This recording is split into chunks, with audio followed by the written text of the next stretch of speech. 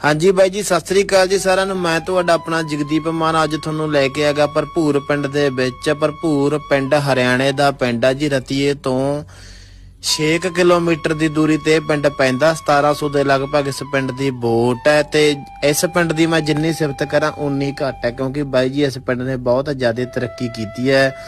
ਇਸ ਪਿੰਡ ਨੇ ਸਹੀ ਸਰਪੰਚ ਚੁਣਿਆ ਤੇ ਬਹੁਤ ਪੰਚਾਇਤ ਸਹੀ ਚੁਣੀਆਂ, ਤਾਂ ਕਰਕੇ ਬਾਈ ਜੀ ਇਹ ਪਿੰਡ ਪੂਰੀ ਤਰੱਕੀ ਦੇ ਰਾਹ ਤੇ ਹੈ। ਤੇ ਹੁਣ ਆਪਾਂ ਤੁਹਾਨੂੰ ਲੈ ਕੇ ਆ ਗਏ ਜੀ ਪਿੰਡ ਦੇ ਸਰਕਾਰੀ ਸਕੂਲ ਦੇ ਵਿੱਚ, ਜੋ ਬਹੁਤ ਸੋਹਣੇ ਤਰੀਕੇ ਨਾਲ ਬਣਿਆ ਹੋਇਆ ਹੈਗਾ ਤੇ ਬਹੁਤ ਸੋਹਣਾ ਪਿੰਡ ਆ। ਤੁਸੀਂ ਦੇਖੋ ਜੀ, ਦੇਖੀ ਚੱਲੋ। ਤੇ ਆ ਆਪਾਂ ਤੁਹਾਨੂੰ ਲੈ ਕੇ ਆ ਗਏ ਜੀ ਹਨੂਮਾਨ ਮੰਦਿਰ ਦੇ ਵਿੱਚ, ਜੋ ਬਹੁਤ ਵਧੀਆ ਇਮਾਰਤ ਬਣੀ ਹੋਈ ਹੈ ਤੇ ਬਹੁਤ ਸੋਹਣਾ ਪਿੰਡ ਆ ਤੇ ਬਹੁਤ ਸੋਹਣੇ ਤਰੀਕੇ ਨਾਲ ਮੰਦਿਰ ਬਣਿਆ ਹੋਇਆ ਹੈਗਾ। ਉਸ ਤੋਂ ਬਾਅਦ ਬਾਈ ਜੀ ਆਪਾਂ ਤੁਹਾਨੂੰ ਲੈ ਕੇ ਆ ਗਏ ਰਾਮਦੇਵ ਜੀ ਦੇ ਮੰਦਿਰ ਦੇ ਵਿੱਚ। ਇਹ ਵੀ ਬਹੁਤ ਸੋਹਣੇ ਤਰੀਕੇ ਨਾਲ ਬਣਿਆ ਹੋਇਆ। ਮੈਂ ਤੁਹਾਨੂੰ ਪਹਿਲਾਂ ਹੀ ਦੱਸਿਆ ਵੀ ਪਿੰਡ ਬਹੁਤ ਜ਼ਿਆਦਾ ਸੋਹਣਾ ਹੈਗਾ। ਉਸ ਤੋਂ ਬਾਅਦ ਬਾਈ ਜੀ ਤੁਹਾਨੂੰ ਆਪਾਂ ਲੈ ਕੇ ਆ ਗਏ ਰਾਮ